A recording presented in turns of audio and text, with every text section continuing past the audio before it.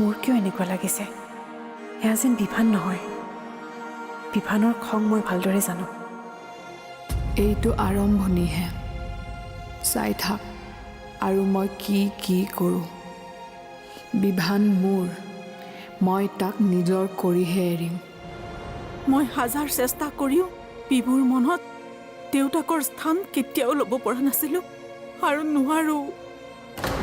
তেওঁ গুচি গ'লে তাৰ জীৱনটো পুনৰ আধৰুৱা হৈ যাব আৰু মোৰো। ভালেই হৈছে যাবলৈ ওলাইছে, এনেও ঘৰখনত অলপ মানুহ বেছি হৈ গৈছিল।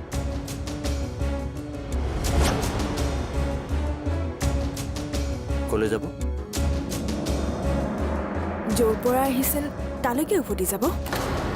যদি তোক সিহঁতৰ প্ৰয়োজন আছে নিজে আহি লৈ যাবহি। হঠাৎ তোমাৰ হ'ল কি? তোক যিদৰে চৰ্ত দি এইখন ঘৰৰ পৰা লৈ গৈছিল এইবাৰ মই চৰ্ত দিম সিহঁতক। বহুত ভদ্ৰতা দেখুৱালো আৰু নহ'ব।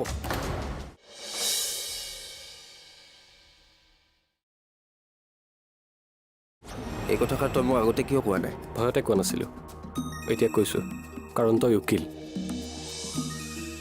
এতিয়া তই মোক এটা কথা ক যে মই ফচিম নেকি এই কেছটোত? নফচ। তইতো হস্পিটেললৈ নিবলৈ ৰাজি আছিলি, কিন্তু সি নুশুনিলে। ল'ৰাজন ঢুকাই থাকিল। তই কেনেকৈ গম পালি? আৰু বিভানেতো ঘটনাটো হোৱাৰ পাছত পাহৰি থাকিল পিছদিনালৈ।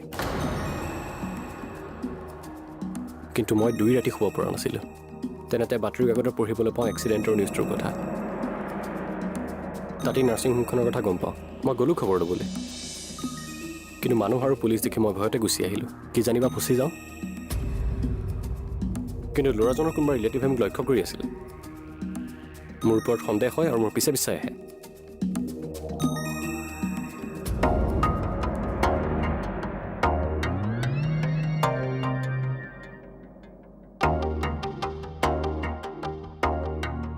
আপুনি অলপ আগতে ৰুম নাম্বাৰ 104 সন্মুখত কিয় ৰৈ আছিল? মই আপোনাক লক্ষ্য কৰি আছিলোঁ। পুলিচ অহা দেখি আপুনি আঁতৰি গ'ল। আজি 2 দিন আগতে মোৰ ভাগিন এটাক কোনোবাই খুন্দিয়াই ৰাস্তাত পেলাই থৈ গ'ল। এতিয়া অৱস্থা কেনে তেওঁৰ? ঢুকাই থাকিল। অথচ দুখৰ কথা কি জানে? 24 ঘণ্টা ধৰি ডেড বডি হস্পিটেলতে পৰি আছে। অথচ ঘৰৰ মানুহক উভতাই দিয়া নাই। কিয়? হস্পিটেলৰ বিল দিব পৰা নাই। কি কৰিব, দুখীয়া মানুহ। মই কিবা কৰি অলপ যোগাৰ কৰি দিলোঁ আৰু 1.5 লাখ মান টকা যোগাৰ কৰিব পৰা নাই।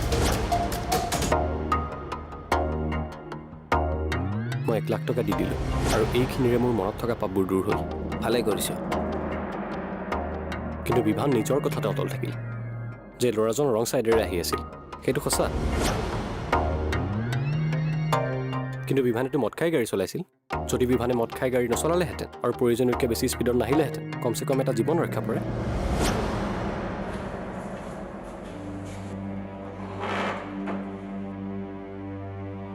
নমামি, তোমাক কি বুলি ধন্যবাদ জনাওঁ মই বুজি পোৱা নাই। তুমি বহুত ডাঙৰ উপকাৰ কৰিলা আমাক। আন যিয়েই নহওক কিয় আমাৰ পৰিয়ালৰ আটাইকেইজন সদস্য একেলগে আছোঁ। সমস্যা থাকিলেও পৰিয়ালটো অন্ততঃ একগোট হৈ আছোঁ। চাওক, সমস্যাবোৰ সমাধান হ'ব মা। আমাৰ সমস্যাৰ নাম হৈছে মূৰ্ছনা। মূৰ্ছনা এইখন ঘৰৰ পৰা যাবই লাগিব। ইয়াৰ দায়িত্ব মই লৈছোঁ। কিন্তু তাই এইবোৰ কেনেকৈ কৰিব পাৰিছে? উলিয়াম, সকলোবোৰ কথা উলিয়াম।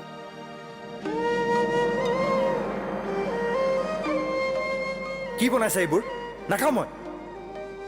দিনৰ দিনটো কষ্ট কৰি ঘৰলৈ আহোঁ, এসাঁজ ভালকৈ বনাই খোৱাৰো ক্ষমতা নাই তোমাৰ। কোনো কামৰ মানুহ নহয় তুমি। কি হ'ল? বিভানৰ লগত ইমান দিনে সংসাৰ কৰি মই তেওঁৰ খংটো ভালদৰে বুজি পাইছোঁ। আজি তেওঁ মোক খং কৰিছে, কিন্তু এয়া খং নাছিল, খঙৰ অভিনয় আছিল। নাজানো, নিজৰ ল'ৰা হ'লেও এতিয়া দেখোন মোৰ মনলৈ কিবা বেয়া চিন্তাবোৰহে আহিব ধৰিছে। কিবা কিবা দুৰ্বলতা আছে নেকি বাৰু মূৰ্ছনাৰ প্ৰতি তাৰ মনত? তেনেকৈ নক'ব মা, এয়া অসম্ভৱ। আমি মাথো উলিয়াব লাগে বিভানে অভিনয় কিয় কৰিব লগা হৈছে? দুৰ্বলতা কি? কিয় কৰোৱাই আছে বিভানৰ দ্বাৰা এইবোৰ?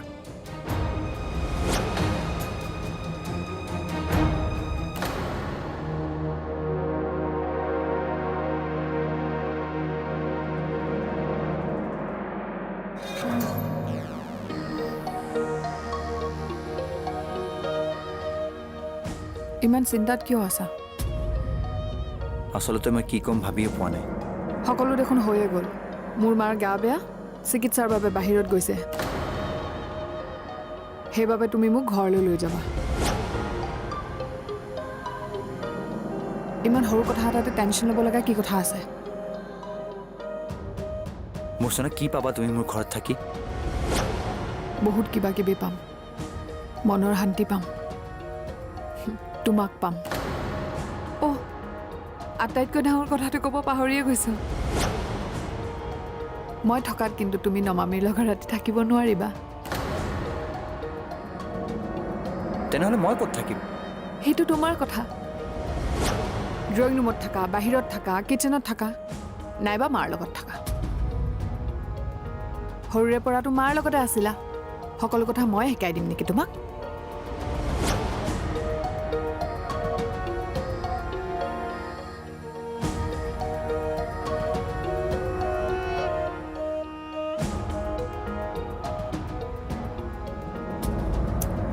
তুমি আকৌ আহিলা যে?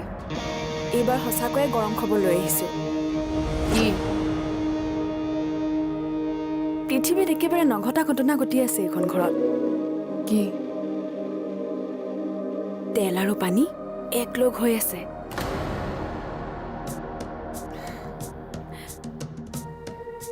কি হ'ল বুজা নাই? শাহু বোৱাৰী একগোট হৈছে। কি যে গোপন মেলত বহিছে দুয়োজনী। এয়া কিন্তু তোমাৰ কাৰণে শুভ লক্ষণ নহয়।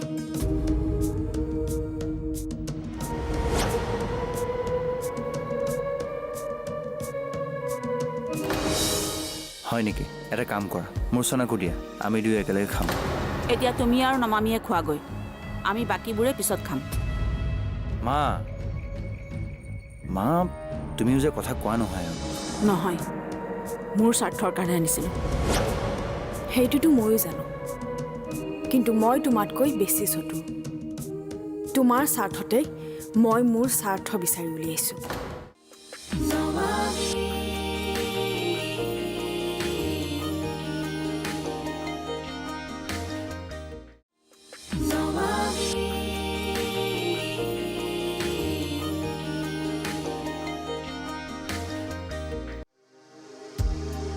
মা আহক, ভাত বাঢ়িছোঁ।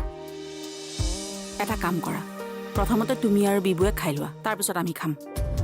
এয়া কি কৈছে মা? মই আগতে কেনেকৈ খাব পাৰোঁ? মই কৈছোঁ সেইকাৰণে পাৰা। চোৱা নমামী, এতিয়া কিছুদিনৰ কাৰণে তুমি স্বাৰ্থপৰ হৈ কেৱল তোমাৰ আৰু বিবুৰ কথা চিন্তা কৰিব লাগিব। যোৱা, যোৱাচোন, যোৱা।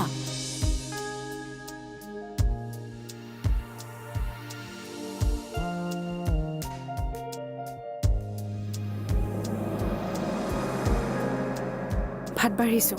হয় নেকি? এটা কাম কৰা, মোৰ চনাকো দিয়া, আমি দুয়ো একেলগে খাম। এতিয়া তুমি আৰু নমামীয়ে খোৱাগৈ, আমি বাকীবোৰে পিছত খাম। মা তুমিও যে কথা কোৱা নহয় আৰু। মোৰ চনা মোৰ আলহী। এতিয়া ধৰা তোমাৰ কোনোবা আলহী আহিছে, তুমি তেওঁক অকলে খাবলৈ দিবা নেকি? তুমিও লগত খাবা। আৰু এইবোৰ শিষ্টাচাৰটো তুমিয়ে মোক শিকাইছিলা। মই মোৰ চনাক মাতি দিছোঁ ৰ'বা। নমামী, সোনকালে কৰা।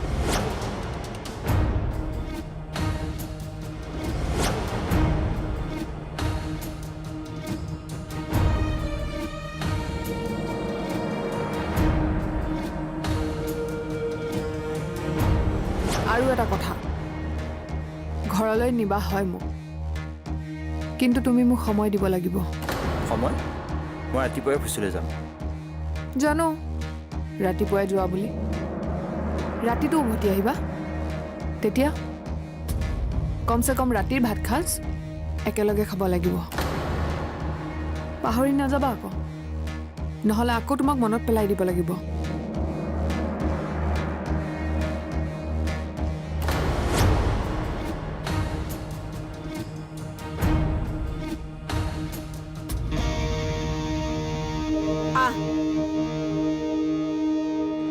বহ, কিনো কৰিছা অ' মাহী?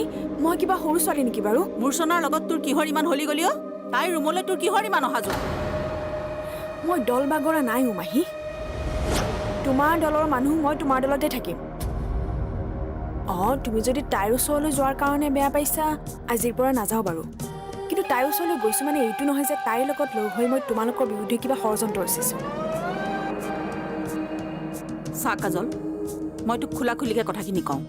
তোক মই ইয়ালৈ কিয় আনিছিলোঁ? মোক বিয়া দিবলৈ?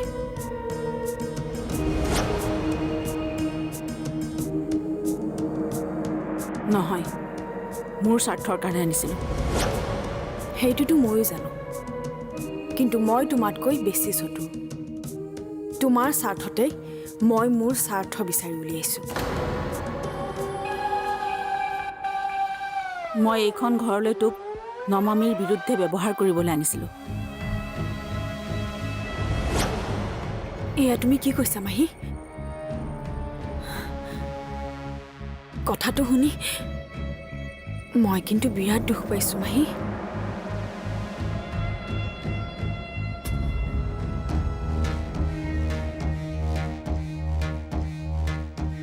নমামী কিন্তু বৰ ভাল ৰান্ধে দেই ন বিভান?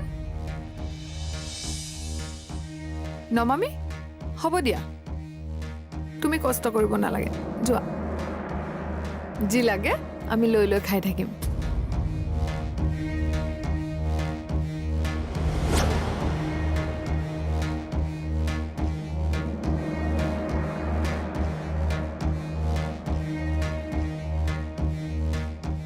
যোৱা নমামী, মূৰ্ছনে ঠিকেই কৈছে।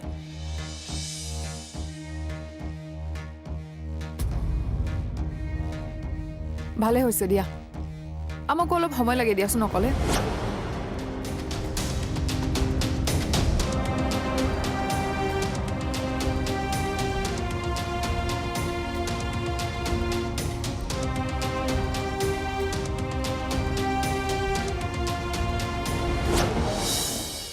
তুমি সফল হ'ব নোৱাৰা।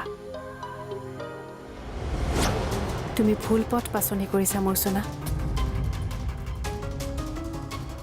হিংসা, প্ৰতিশোধ এইবোৰেৰে তুমি একো নোপোৱা। শূন্য হৈ পৰিব তোমাৰ জীৱন। এসময়ত মই যি ভুল কৰিছিলোঁ, সেই ভুল মোৰ বোৱাৰীয়ে নকৰে। মোৰ বিশ্বাস আছে।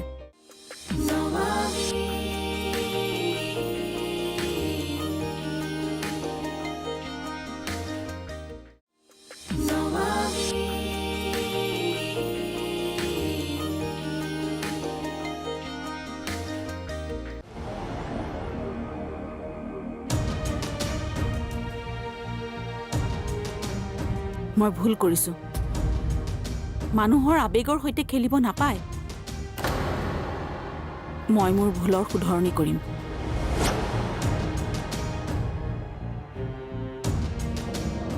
মই তোৰ বিয়া পাতি দিম। ধুমধামেৰে মই তোৰ বিয়া পাতিম। ভগৱানৰ কৃপাত এইখিনি সম্বল মোৰ আছে যে মই মোৰ ভাগিনজনীৰ বিয়াৰ সমস্ত দায়িত্ব ল'ব পাৰোঁ। এয়া মোৰ স্বাৰ্থ নহয়, মাত্ৰ মই তোক সহায় কৰিব বিচাৰিছোঁ। কাজল, তই মোক সহায় কৰিবিনে? কি সহায় মাহী? এইখন ঘৰত এতিয়া একমাত্ৰ তয়ে এনেকুৱা মানুহ আছ যাৰ লগত মূৰ্ছনাৰ সম্পৰ্ক ভাল। তই মূৰ্ছনাৰ আৰু ওচৰ চাপি যাব লাগিব। জানিবলৈ চেষ্টা কৰিব লাগিব কি চলি আছে তাইৰ মনত। মই জানিব বিচাৰোঁ তাইৰ পৰিকল্পনা কি, কি উদ্দেশ্য লৈ তাই এইখন ঘৰলৈ আহিছে।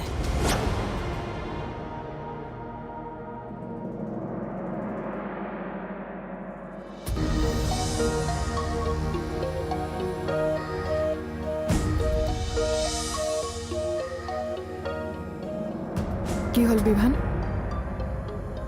তুমি একো খাবই পৰা নাই যে? মোৰ হৈ গ'ল।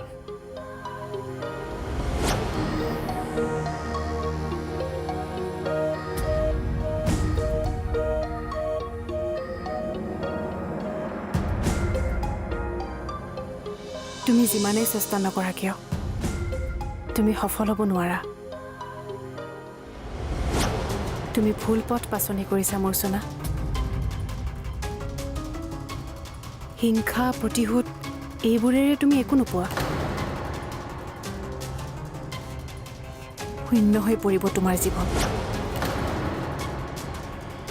এতিয়াও সময় আছে সলনি হোৱা নহ'লে এদিন কান্দি কান্দি মূৰ চলাহি তুমি ক'ব লাগিব মোৰ ভুল আছিল ন মামী মোক ক্ষমা কৰি দিয়া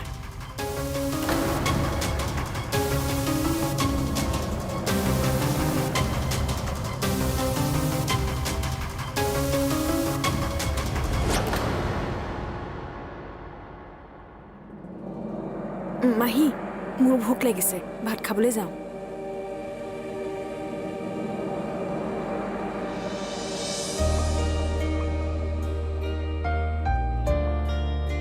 আজি এটা কথা উপলব্ধি কৰিলোঁ মই আচলতে আমাৰ বংশটোৱেই মুখ্য মোৰ দেউতাই মাক খং কৰি আৰু এজনী বিয়া পাতি আনিছিল আৰু মই তোমাক খং কৰি ঘৰ এৰি গুচি গ'লো আৰু এতিয়া বিভান ককাকৰ পৰা নাতিলৈকে আমি আটাইকেইজনেই মূৰ্খ খং বেছি অকৰা আনৰ দুখ নুবুজো কিন্তু আমাৰ ভুলৰ পৰিণাম গোটেই ঘৰখনেই ভুগিব লাগে মানিছোঁ বিবু অকৰা কিছুমান কথা তাৰ বুজিব নোৱাৰি কিন্তু আমাৰ বোৱাৰীজনী জ্ঞানী তাইৰ ধৈৰ্য আছে ঘৰ এখন কেনেকৈ ধৰি ৰাখিব লাগে তাৰ কৌশল তাই জানে এসময়ত মই যি ভুল কৰিছিলোঁ সেই ভুল মোৰ বোৱাৰীয়ে নকৰে মোৰ বিশ্বাস আছে ঘৰখনত যিবোৰ হৈ আছে তাই সেয়া ভালদৰে চম্ভালি ল'ব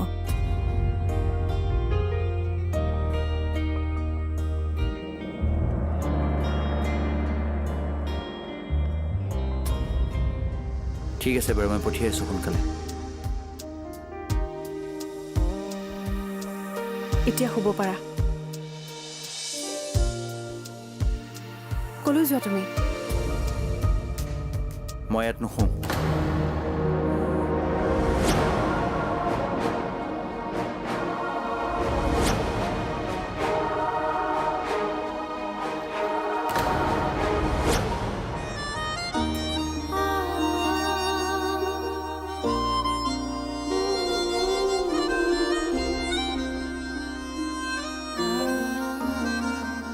ব'লক ৰাতি বহুত হ'ল ভাতকেইটা খাই লওকগে তুমি ভাত বাঢ়া গৈছোন মোৰ ফোন এটা কৰিবলগীয়া আছে জীৱন সজাবলে মৰমে আজীৱন বিচাৰে পাল ফুলে সাবতি জীৱন সজাবলে